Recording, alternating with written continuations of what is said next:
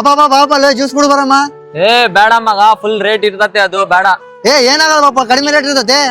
ಬೇಡಪ್ಪ, ಮನಿಗ್ ಹೋಗಿ ನನ್ನಾರಿ ಮಾಡ್ಕೊಂಡ್ ಕುಡಿಯಂ, ಬೇಡ ಹೋಗು. ಇಲ್ಲಪ್ಪ, ಯಾವಾಗ ಒಂದ್ಸಲ ಕುಡಿಯಂಪ, ಏನಾಗಲ್ಲ. ಕಡಿಮೆ ರೇಟ್ ಇರ್ತದ ಬಾಪ.